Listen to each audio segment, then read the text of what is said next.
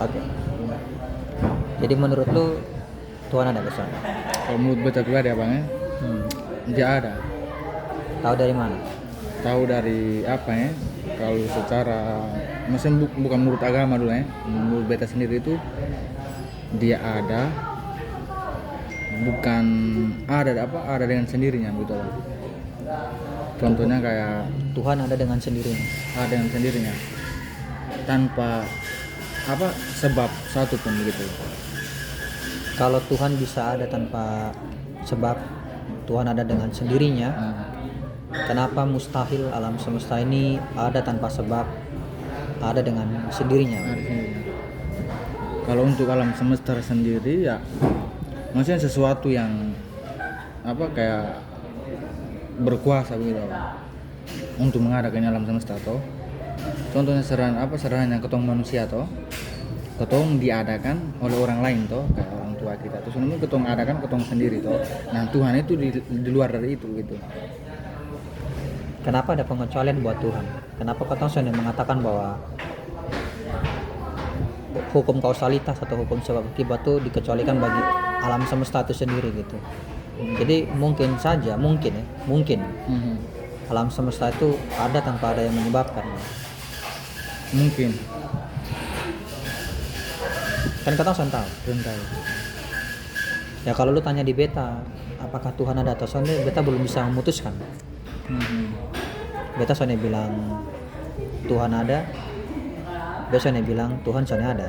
Tapi yang beta bilang beta belum bisa memutuskan. Apakah Tuhan itu ada atau soalnya. Itu sih. Tapi kalau untuk kayak potong, maksudnya mencari tahu tentang keberadaan Tuhan, tentang apa segala macam tentang Tuhan itu, semakin ketong gali itu kalau tanpa dasar yang kuat, ketong akan apa bang? Dasar yang kuat tuh kira-kira Dasar yang kuat kayak bacaan atau rujukan begitu. ini yang beta ada buku bagus. Judulnya Memperdebatkan Tuhan. Ini terjemahan dari bahasa Inggris. Judul aslinya Arguing About Gods. Graham ini punya. Graham Oppy. Ini buku ditulis oleh Graham Oppy. Dia adalah seorang filsuf ateis asal Australia. Tapi beta sepakat dengan dia. Dia bilang bahwa ada argumen yang bagus untuk membuktikan keberadaan Tuhan. Tapi juga sebaliknya ada argumen yang bagus untuk membuktikan ketidakberadaan Tuhan gitu. Jadi kalau ibaratnya tinju, itu belum ada yang knockdown. Belum ada yang tonjokannya tuh bikin KO gitu. Jadi masing-masing pihak itu masih seri, masih seimbang. Pertandingan antara teisme dan ateisme tuh belum ada argumen yang knockdown tuh kemana yang kayak satu kali pukulan langsung begitu. Nah, namanya knockdown di tinju tuh kan gitu yang satu kali tinju lu langsung tepar memang. Jadi belum ada argumen yang seperti itu dari salah satu pihak ateisme atau teisme.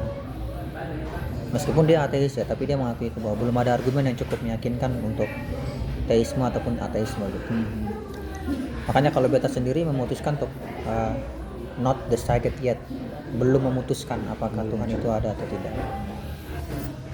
Dan karena itu beta memilih untuk menjadi agnostik itu sendiri. Kalau beta begitu sih. Kalau beta secara definisi tentang Tuhan ya, Tuhan itu ada sebelum kata ada itu ada begitu. Dia ada dengan sendirinya begitu. Bagaimana kita bisa tahu itu? Karena pengetahuan manusia ini kan tidak mungkin terjadi kalau tidak ada bahasa. Tidak ada bahasa betul. Bagaimana caranya ketong mengetahui sesuatu kalau ketong sudah punya konsep soal bahasa? Ya toh, makanya bahasa dan pengetahuan itu kan saling berdialektis. Tidak sama tapi saling berkelindan, saling berdialektis. Nah, bagaimana ketong bisa punya pengetahuan soal Tuhan kalau ketong sudah punya bahasa? Itu bagaimana? Maksudnya belajar dari apa? Belajar dari dia punya kayak proses penciptaan begitu abang? Apa yang Tuhan ciptakan begitu. Nah ketong kan ujung-ujungnya kan alam semesta tadi. Nah, untuk mempelajari alam semesta ini yang katakanlah itu diciptakan oleh Tuhan kan berarti butuh bahasa. Iya, butuh bahasa. Bagaimana caranya kita mempelajari sesuatu kalau kita sudah punya bahasa? Kalau kotong Bahkan kita berpikir saja butuh bahasa. Tanpa bahasa bagaimana caranya kita bisa berpikir? kan sumber pengetahuan kan kalau tidak salah ada 4 toh instrumen pengetahuan. Instrumen pengetahuan. Pengetahuan. Yang pertama secara akal sih, Akal itu tidak bisa berfungsi tanpa bahasa. sama bahasa. Makanya kata logos dalam bahasa Yunani itu bisa dimengerti sebagai perkataan, kalimat, bahasa, firman, sabda, tapi juga bisa dimengerti sebagai pengetahuan. Logos itu. Atau kalau di dalam bahasa Arab tuh natik. Natik itu bisa dimengerti sebagai percakapan, bahasa, dialog, tapi juga bisa dimengerti sebagai berpikir. Kalau beta itu sih mentok-mentoknya itu percaya untuk apa? Tidak percaya untuk percaya toh. Tidak percaya untuk percaya. Percaya. Itu ke mana tuh maksud? Maksudnya percaya dan tidak percaya toh. Begitu. Jadi beta percaya bahwa Tuhan itu ada, entah Agak keras keberadaan. sedikit kok biar kerekam. Oh, maksudnya beta tidak percaya untuk percaya itu maksudnya Tuhan itu entah dia berada, keberadaannya entah di mana, wallahu alam lah, tidak tahu toh, hanya dia ada begitu. Oke. Ya bagi beta dia ada bang. Tapi lu tidak punya dasar untuk Ya beta untuk tidak ada apa maksudnya? atau belum ada dasar argumen untuk Iya, argumen untuk hanya lu percaya dia ada. Iya beta percaya dia ada. Tapi untuk dasar argumennya seperti apa? Seperti apa beta? Lu belum Tapi bisa untuk mengerti. kayak ketong di di Islam kan kayak Al-Quran, hadis dan segala macam kan ada dasarnya itu. Hanya untuk bahwa ketong mempertanyakan lebih jauhnya lagi itu dengan mentok-mentok itu, lihatlah ciptaannya, mentok-mentok situ. Tapi ketika berhadapan dengan pertanyaan seperti apa yang menyebabkan Tuhan dan sebagainya itu mentok di situ. Mentok situ. Bagaimana kalau alam semesta tidak punya permulaan? Jadi tidak ada penyebab. Tidak ada penyebabnya. Jadi alam semesta tidak punya. Kalau beda soalnya Berarti dia ada dengan sendirinya alam semesta. tidak ada dengan sendirinya. Dia selalu ada. Gitu. Selalu ada. Jadi tidak punya awal, tidak punya akhir. Bagaimana kalau seperti itu yang benar? Kita soalnya ngomong pasti. Pasti itu benar, tapi bagaimana kalau yang seperti itu yang benar? Yang benar.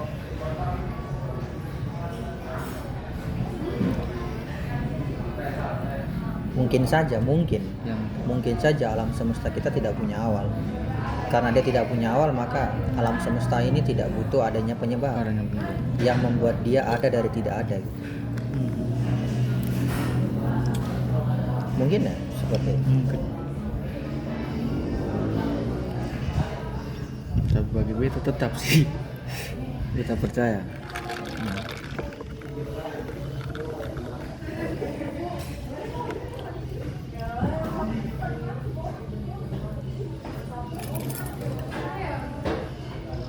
Ini semua apa lagi? Apa pesan rokok nah? Itu sana merokok. Biasanya mau beta pun apa lagi? Kebiasaan berpikir tergantung pada sebatang rokok. Kayak kalau sana ada rokok bisa berpikir. Bisa mau begitu. Nah.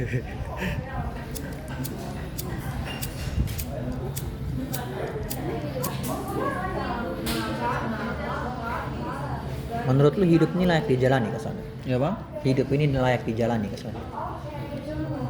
Dengan segenap banyaknya penderitaan ini kayak layak dijalani ke sana. Ada makhluk hidup yang terlahir cacat, ada makhluk hidup yang mati kelaparan,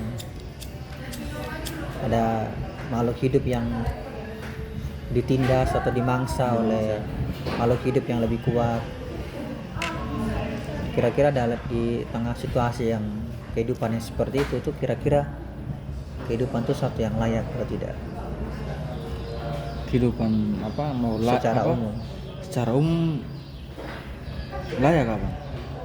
meskipun banyak sekali penderitaan yang katong Iya. tahu nih maknanya apa. Makanya apa? Soalnya kan apa?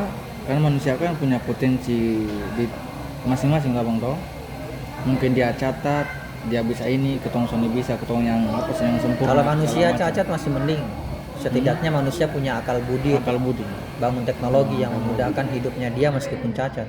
Nah kalau hewan yang cacat di alam liar jadi sasaran empuk bagi predator, Beratur. kemana tuh? Misalnya rusa yang lahir buta, itu kemana?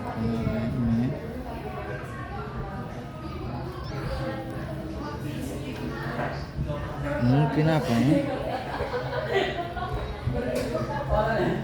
Kalau beta menganggap kehidupan tidak layak dijalani, Tidak di jalan. tapi beta sudah tahu solusinya apa. Itu alasan dasar kenapa? Karena syarat akan penderitaan. Ada makhluk hidup yang terlahir cacat. Ya memang kalau ada manusia yang terlahir dengan kebutuhan khusus atau divergens begitu, itu kita harus tetap berempati, gitu kan.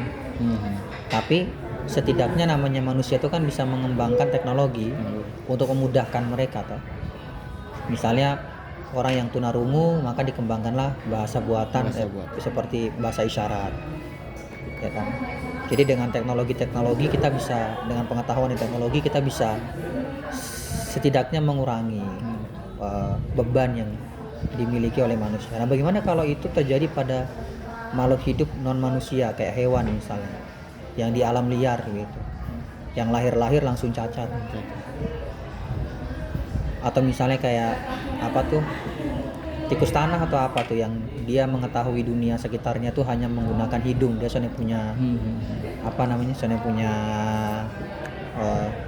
pendengaran ataupun penglihatan yang tajam. Dia hanya mengandalkan indera penciuman. Nah, dia hanya menggunakan indera penciuman untuk mengetahui dunia sekitarnya gitu.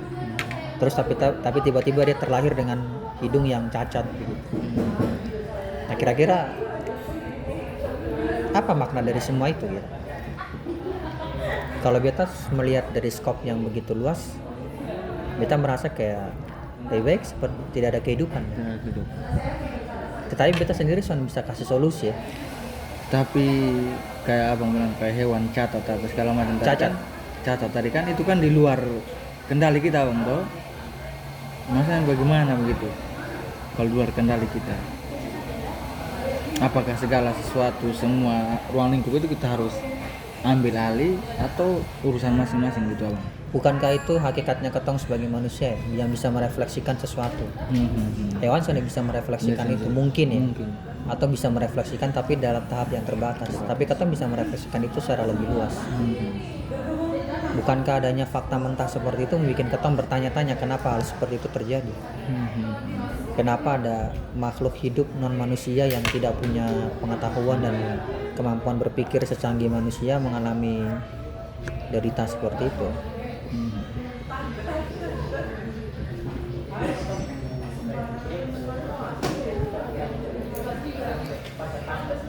Kalau bagi beta kehidupan itu sesuatu yang Tidak layak untuk dijalani. ya tidak layak untuk dijalani, tapi Beson tahu solusi apa yang bisa ditawarkan untuk kehidupan itu, karena ada satu pandangan filsafat perkembangan dari pesimisme itu namanya antinatalisme. Jadi mengatakan bahwa lebih baik kita tuh berhenti melahirkan, kita berhenti bereproduksi, sehingga karena melalui reproduksi itu kita menciptakan kehidupan baru yang dengan keadaannya kehidupan baru itu akan di masa depan akan mengalami penderitaan.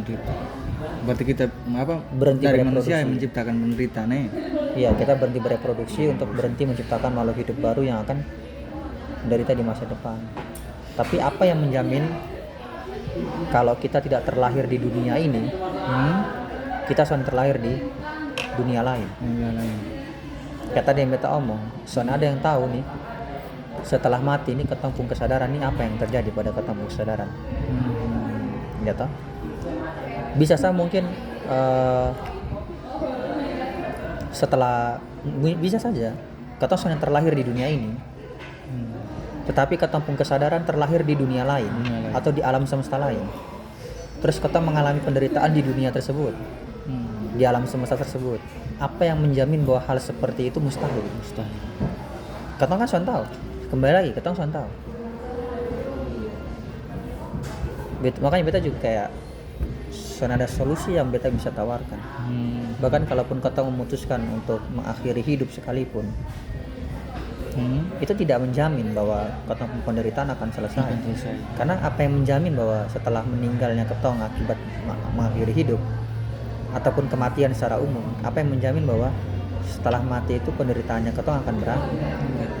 Bagaimana kalau ketong pun kesadaran tetap bertahan, entah bagaimana caranya dia tetap bertahan, terus dia terlahir kembali menjadi makhluk hidup lagi, terus menderita lagi, kan sama saja.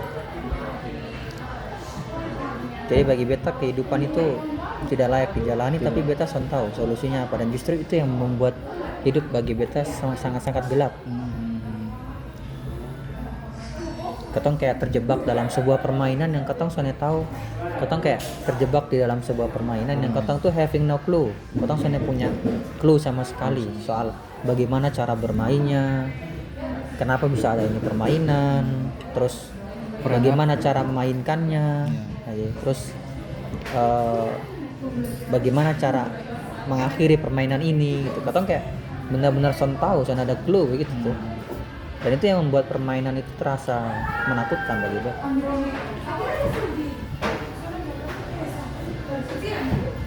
Kalau bagi gue itu maksudnya tentang kehidupan itu, kehidupan itu kan penuh tanda tanya begitu abang. Jadi bagaimana ketong mencari jawabannya itu toh, entah ketong dapat atau tidaknya, setidaknya ketong ada usaha untuk mencari jawabannya. Memang betul. Tapi justru terkadang jawaban itu dia tidak mengakhiri pertanyaan. Dia hanya terkadang menimbulkan pertanyaan baru, pertanyaan lanjutan.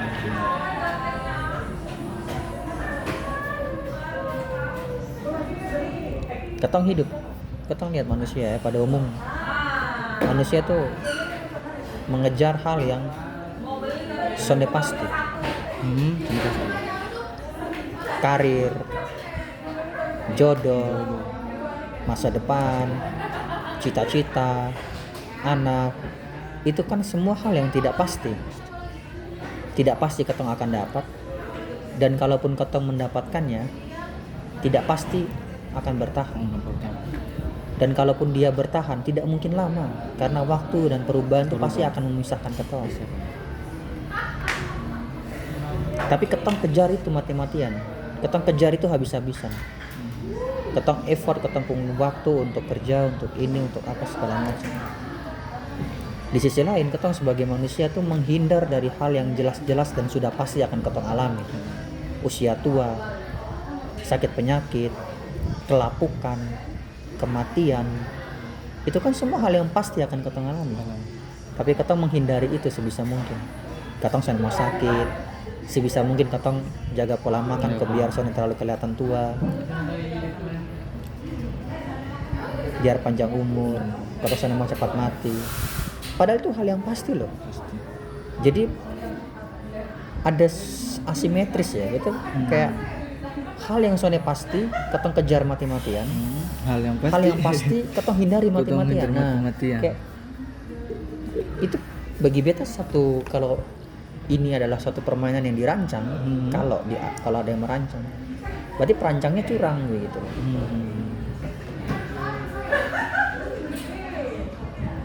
Terus mungkin apakah ini kehidupan yang ketong mau atau sonde toh yang ketong jalani sekarang ini? Itu justru membuat ketong lahir di dunia tanpa ketong minta.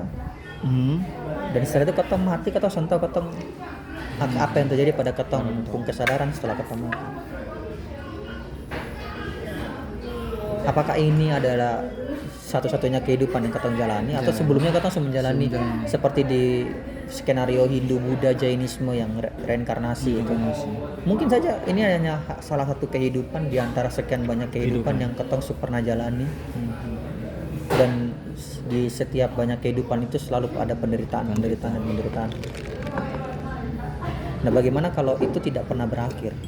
Kalau bagaimana kalau skenario itu bagaimana ya? Kalau beta 9 pasti ya. Bagaimana kalau skenario itu benar dan tidak ada jalan keluar? Jadi ketong hanya mengulang terus lahir mati terus secara terus menerus tanpa ketong tahu ini ujung akhirnya seperti apa. Dan setiap kelahiran tuh ketong menderita terus. Bukankah itu mengerikan? Mengerikan.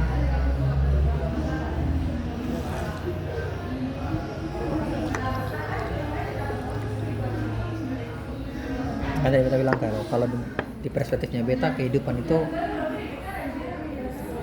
sesuatu yang tidak layak untuk dijalani. Tapi beta sudah tahu untuk solusinya apa. Karena beta tahu beta benar-benar Maksudnya solusinya abangnya solusi untuk tidak dijalani kehidupan itu maksudnya untuk mengakhiri penderitaan itu. Oh, untuk mengakhiri penderitaan tadi yang abang tidak ada solusi. Ya.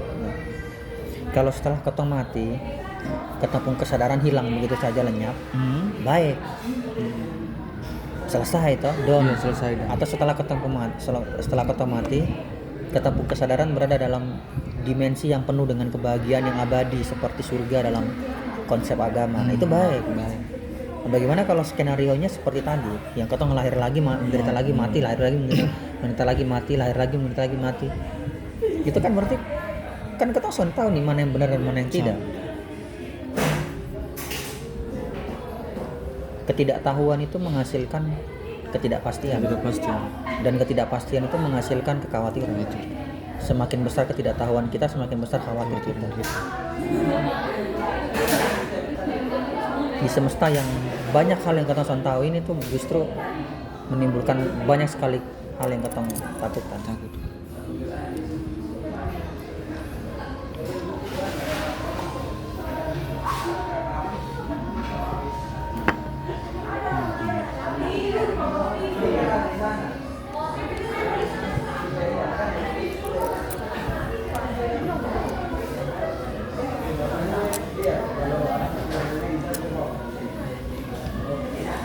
Ya begitulah.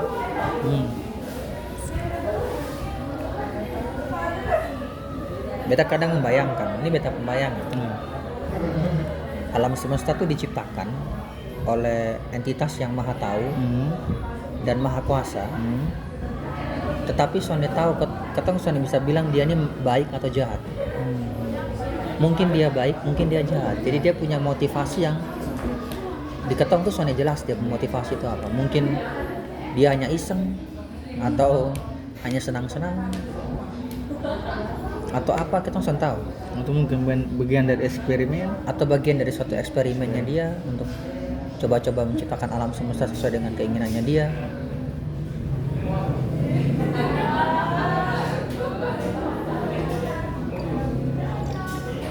Kadang beta membayangkan begitu,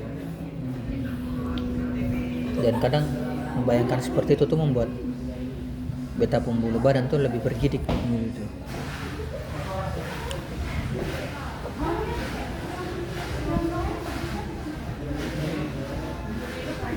Karena sudah ada jaminan ketemu. Apa lagi yang bisa ketemu harapkan? Bisa melihat ada satu kepastian begitu bahwa ada akhir dari permainan yang seperti ini, ada akhir dari penderitaan.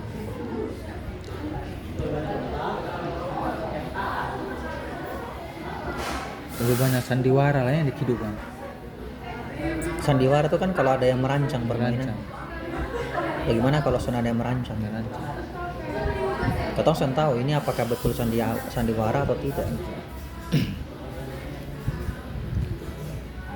Dan biasanya sandiwara itu kan pasti ada persiapan sebelumnya. Kita harus sonde.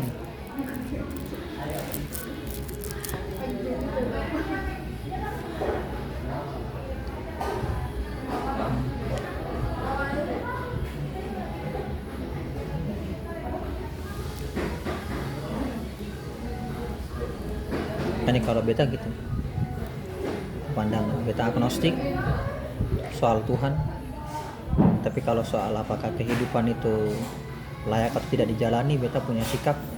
Kalau untuk Tuhan beta belum bisa mengambil sikap apakah dia ada atau tidak. Tapi kalau soal kehidupan apakah dia layak untuk dijalani atau tidak, beta bisa mengambil sikap bahwa Tidak layak untuk dijalan. tidak layak untuk dijalani, tapi beta sudah tahu solusinya apa. Tidak layak untuk dijalani dengan apa penderitaan tadi ya. Dengan adanya penderitaan itu, ya beta sudah tahu maknanya apa.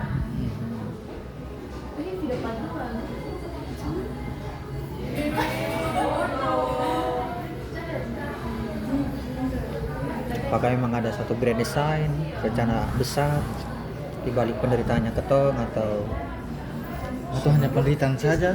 itu hanya menderita saja, ketong benar-benar sentak. Kalau ada grand design seperti apa? Kalau soalnya ada, lantas apa makna dari penderitaannya ketong ini? Kalau tidak ada makanya berarti sia-sia dong. Nah, ketong menderita untuk sesuatu yang sia-sia.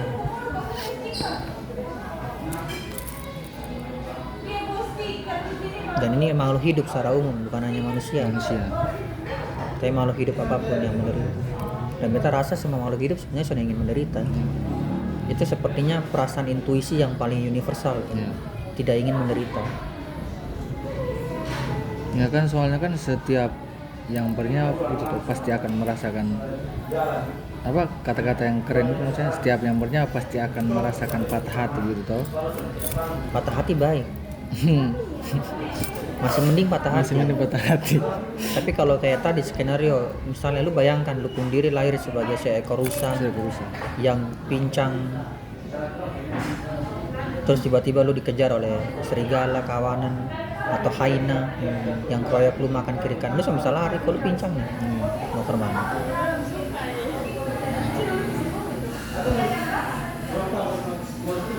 Atau mungkin saja di kehidupan ini dia terlihat seperti itu, tapi mungkin di kehidupan selanjutnya mungkin sebaliknya bang, kan bisa jadi toh?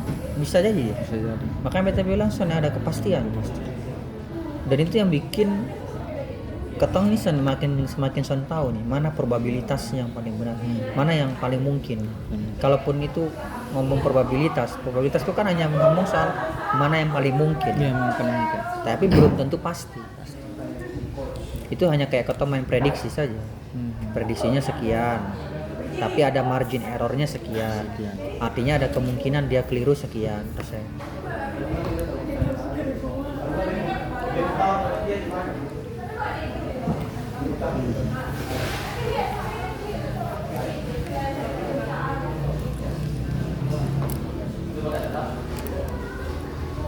Makanya beta suka sekali dengan Lovecraft tuh karena itu. Dia nulis novel yang penuh dengan horor. Judul apa? The Myth of Cthulhu, mitos Cthulhu. Dia menulis horornya dia tuh adalah berbeda dengan horor yang pada umumnya, yang ketong tuh berhadapan dengan makhluk yang ketong tahu. Pada akhirnya ketong tahu ini makhluk apa. Lovecraft itu dia sonda.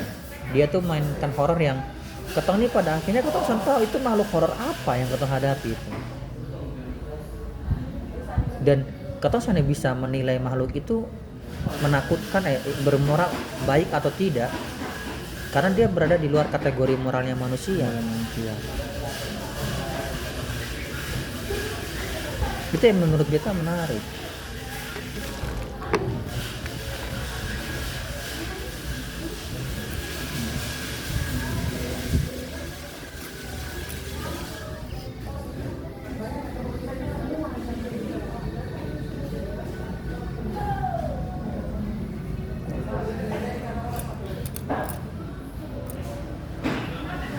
Iya sih. Tapi kadang beta juga masih mempertanyakan layak nantinya beta pun diri siapa.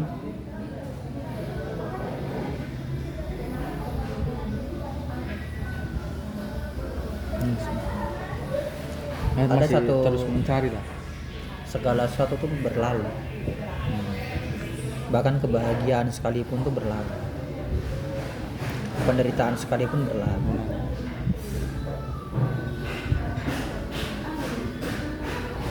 Orang yang ketong kenal, orang yang ketong sayangi, ketong musuh, ketong orang yang ketong benci, pada akhirnya akan mati. ketong juga pada akhirnya akan mati.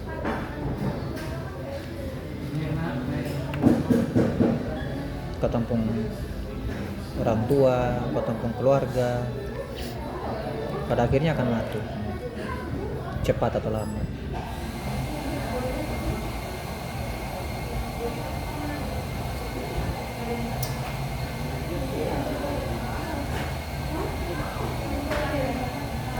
Kehidupan tuh sangat menakutkan.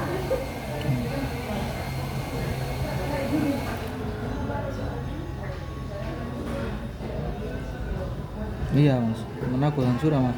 Soalnya ketong sonde bisa perkirakan juga tuh ke depannya ini. Apakah setelah dari kafe ini ketong ada sesuatu atau apa kan tong sun tahu juga toh. Kita waspada. Beta selalu gelisah dengan pertanyaan seperti itu. Dan ketika beta sudah dapat teman untuk obrolkan beta pun kegelisahan, beta memilih untuk menuliskannya dalam buku. Terkadang sampai beta gelisah, beta harus jalan kaki 1 jam, 2 jam, hanya agar beta pun pikiran bisa lebih jernih. Karena pikiran-pikiran seperti itu sangat mengganggu beta.